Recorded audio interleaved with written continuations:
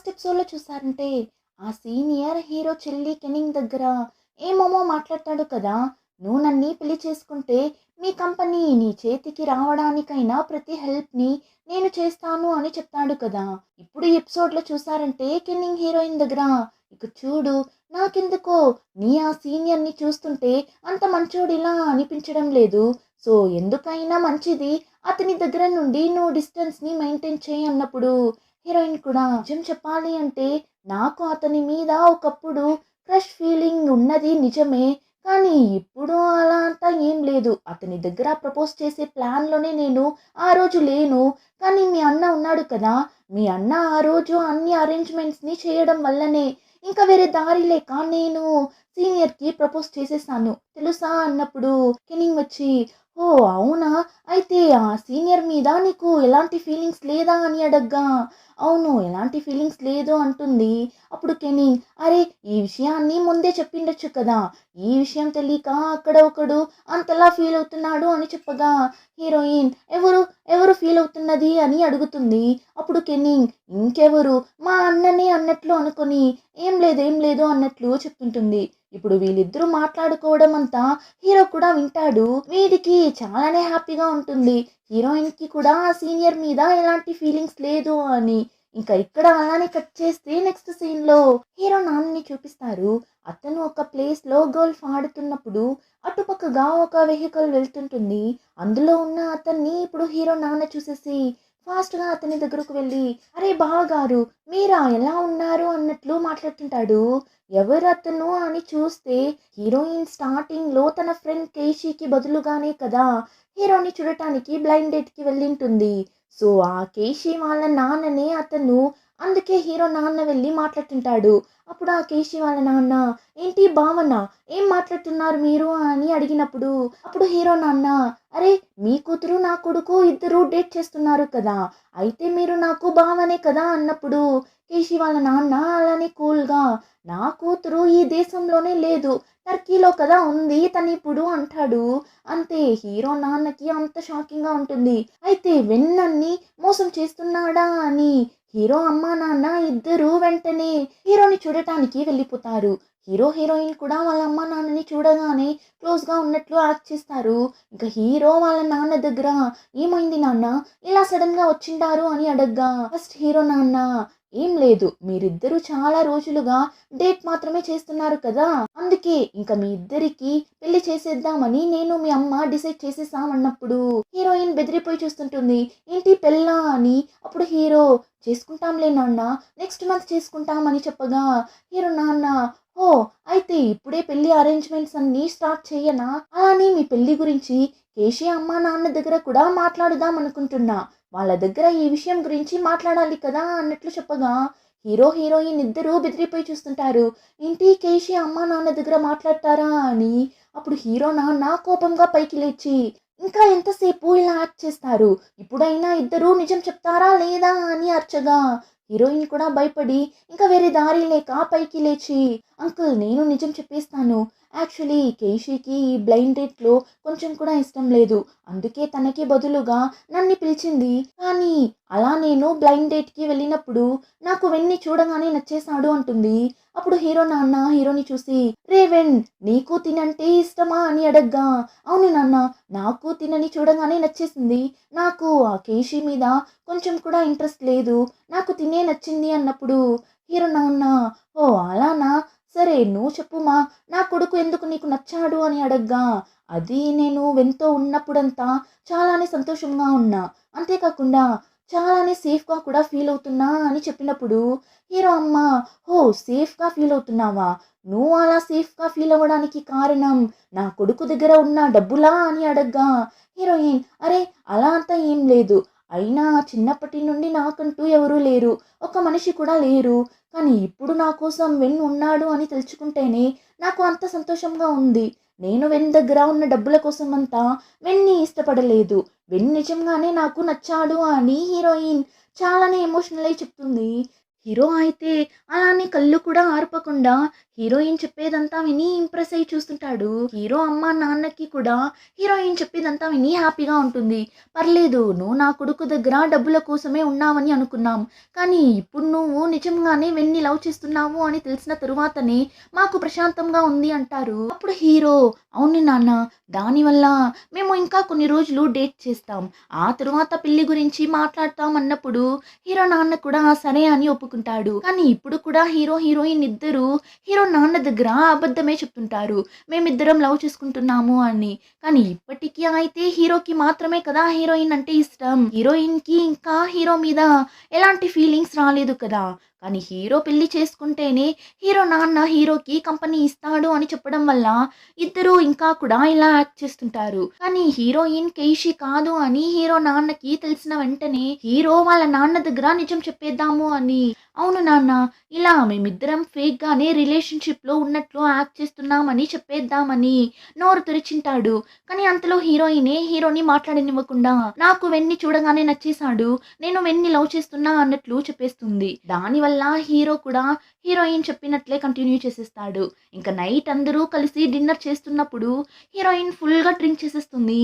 అప్పుడు హీరో, తినేంటి ఇలా తాగుతుంది, తిను కొంచెం తాగితేనే అంతలా వాగుతుంది, ఇప్పుడు తాగిన మత్తులో అమ్మా నాన్న దగ్గర నిజమంతా చెప్పేసిందంటే ఎలా అని అనుకొని ఇప్పుడు హీరో వాళ్ళ అమ్మా నాన్న దగ్గర మీరు తినండి, నేను తినని రూమ్ కి పిలుచుకుని వెళ్తాను అని చెప్పి ఇప్పుడు హీరోయిన్ ని రూమ్ కి పిలుచుకుని వెళ్ళి బెడ్ మీద పనుకోబెట్టి బెడ్షీట్ అంతా కప్పేసి అక్కడి నుండి వాడి రూమ్ లోపలికి వెళ్దామని వెళ్తున్నప్పుడు సడన్ గా హీరో అమ్మ లోపలికి వస్తుంటారు. వెంటనే హీరో అలానే జంప్ చేసి హీరోయిన్ పక్కన వెళ్ళి పనుకుంటాడు.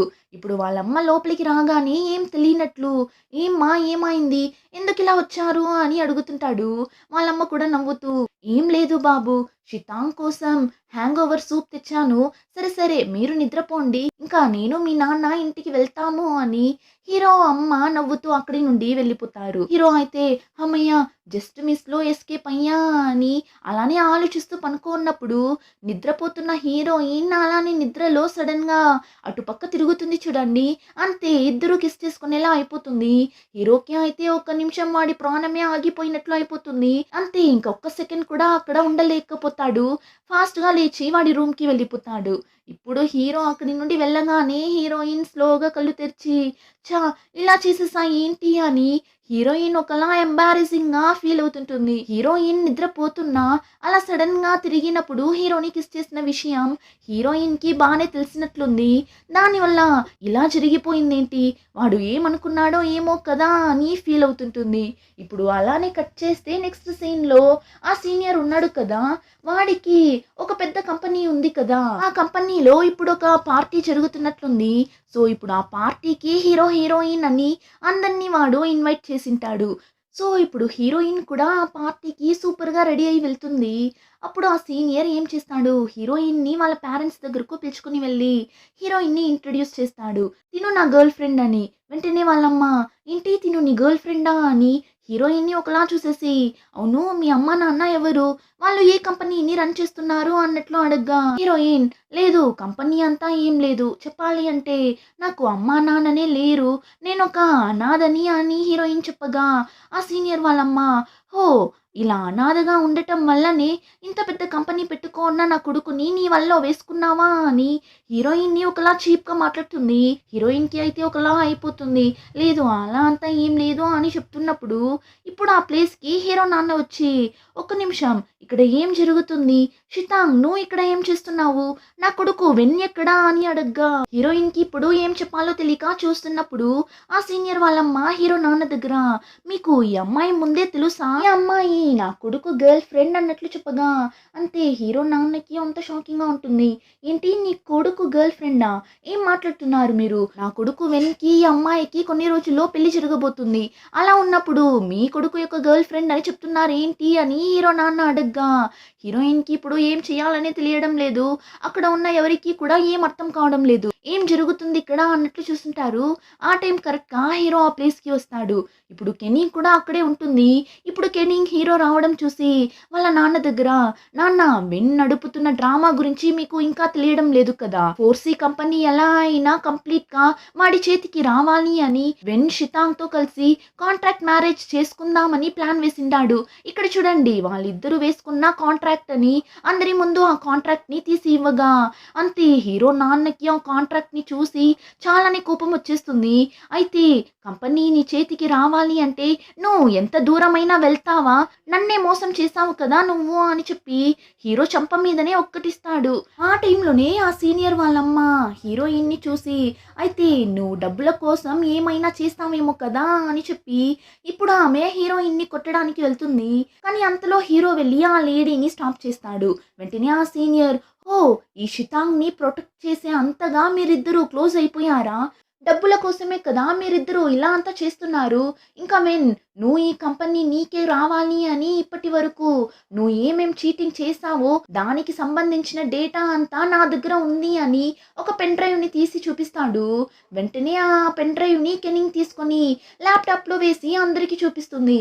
కెనింగ్ ఎందుకు వాళ్ళ అన్నకి ఆపోజిట్‌గా ఇలా అంతా చేస్తుంది అని చూస్తే ఆ రోజు నైట్ ఈ సీనియర్ కెనింగ్ దగ్గర చెప్తాడు కదా!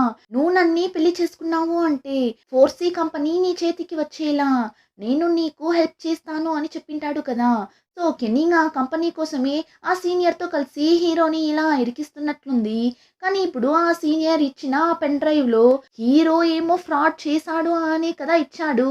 కానీ చూస్తే అందులో ఆ సీనియర్ ఫ్రాడ్ చేసిన డేటా ఉంటుంది. యాక్చువల్లీ ఏమని చూస్తే హీరో 4సి కంపెనీలో కొన్ని ఫ్రాడ్ పనులు చేస్తున్నాడు అని ఫేక్‌గా ఒక డేటాని రెడీ చేసి కెనింగ్ ద్వారా హీరోని ఆ సీనియర్‌కి ఇచ్చేలా చేసింటాడు. వాడు కెనింగ్ ఇవ్వడంతో నమ్మేసింటాడు. కానీ ఇప్పుడు చూస్తే అందులో ఆ సీనియర్ చేసిన ఫ్రాడ్ పనులకైనా డేటా ఉండడంతో బెదిరిపోయి చూస్తుంటాడు. ఇప్పుడు హీరో, "ఏంటి షాక్ అయ్యావా? నీకు ఎంత ధైర్యం ఉంటే మా 4సి కంపెనీని ఎలా అయినా మా దగ్గర నుండి లాక్కోవాలి అని నా చెల్లి కెన్నింగ్ దగ్గరకు వెళ్ళి నన్ను పెళ్లి చేసుకుంటావా? కంపెనీ నీ చేతికి వచ్చేలా నేను చేస్తాను అని చెప్పింటావు. అందులోనూ ఒక పక్క షితాంగ్‌ని లవ్ చేస్తున్నా అని తిరుగుతూ నా చెల్లికి ప్రపోజ్ చేసింటావు" అని హీరో వాడు చేసిన అన్ని ఫ్రాడ్ పనుల గురించంతా చెప్పగా వాడు బిత్తర ముఖం పెట్టి చూస్తుంటాడు. అదొచ్చి అయినా ఇలా అంతా నిజంగానే జరిగింది అని నీ దగ్గర ఎవిడెన్స్ ఉందా ఏంటి అని అడగ్గా హీరో నవ్వుతూ, "ఎవరు చెప్పారు? ఎవిడెన్స్ లేదు" అని చెప్పి ఇప్పుడు తిరిగి అసిస్టెంట్‌ని చూస్తాడు. అసిస్టెంట్ ఇప్పుడు ఒక ఆడియోని ప్లే చేస్తాడు. అందులో ఆ రోజు నైట్ వాడు కెనింగ్ దగ్గర మాట్లాడింటాడు కదా! "నన్ను పెళ్లి చేసుకుంటే ఆ 4సి కంపెనీ నీ చేతికి రావడానికి నేను నీకు అన్ని విధాలుగా హెల్ప్ చేస్తా" అని ఆ ఆడియోని అది ఆ రోజు కెన్నింగ్ వాడు మాట్లాడిందంతా రికార్డ్ చేసుంటుంది. అంతేకాకుండా కెన్నింగ్ ఆ సీనియర్ దగ్గర, "అయితే నీకు షితాంగ్ మీద ఎలాంటి ఫీలింగ్స్ లేదా? ఇలా నా దగ్గరకు వచ్చి నన్ను పెళ్లి చేసుకుంటావా అని అడుగుతున్నావు" అని అడిగినప్పుడు ఆ సీనియర్ వచ్చి, "షితాంగా? అసలు తన స్టేటస్ ఏంటి? నా స్టేటస్ ఏంటి? అయినా తను జస్ట్ షో కేస్‌లో పెట్టిన ఒక బొమ్మలా. ఆ బొమ్మతో కావాలంటే కాసేపు ఆడుకోవచ్చు. అంతే తప్ప లైఫ్ లాంగ్ మన దగ్గర పెట్టుకోలేం కదా" అన్నట్లంతా చెప్పింటాడు. కెన్నింగ్ అదంతా కూడా రికార్డ్ చేసింటుంది. ఇప్పుడు అదంతా విని హీరోయిన్ వాడిని అంత కోపంగా చూస్తుంటుంది. వాడికైతే ఏం చెప్పాలో తెలియక అలానే బిత్తర ముఖం పెట్టి నిల్చుంటాడు. అప్పుడు హీరో, "నువ్వు చేసిన ఫ్రాడ్ పనులకైనా డేటాస్ అన్నింటినీ మేము హైయర్ అథారిటీస్‌కి పంపించేసాము. ఇంక నువ్వు వాళ్ళతో డీల్ చేసుకో" అన్నట్టు చెప్పగా హీరో నాన్న సీనియర్ అమ్మ నాన్నని చూసి కాసేపు ముందు వరకు ఏమో నా కొడుకు తప్పు చేసినట్లు మాట్లాడారు. ఇప్పుడు మీ కొడుకు చేసిన విషయాలకంతా ఏం చేయబోతారేంటి? ఫస్ట్ మీ కొడుకుకి మంచి అలవాట్లు నేర్పించండి అన్నట్లు చెప్పగా వాళ్ళు ఆ సీనియర్‌ని చూసి, "నీ వల్ల మాకు మంచి మర్యాద జరిగిందిరా" అన్నట్లు చెప్పి అక్కడి నుండి వెళ్ళిపోతారు. వాడు కూడా, "అమ్మ ఆగండి, నాన్న ఆగండి" అని వాళ్ళ వెనకాలే అక్కడి నుండి వెళ్ళిపోతారు. ఆ సీనియర్ అలా వెళ్ళడం చూసి అందరూ అంతలా నవ్వుతుంటారు. ఆ సీనియర్ హీరో వాళ్ళ కంపెనీని వాడి సొంతం చేసుకోవాలి అని ప్లాన్ చేసింటాడు. కానీ ఆ విషయం హీరోకి తెలిసి హీరోనే ఈ ప్లాన్‌ని వేసింటాడు.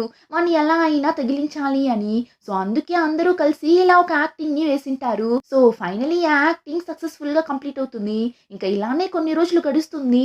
అంతా మంచిగానే పోతుంటుంది. కానీ హీరో ఇంకా కూడా వాడి ఫీలింగ్స్‌ని హీరోయిన్ దగ్గర ప్రాపర్‌గా చెప్పలేదు.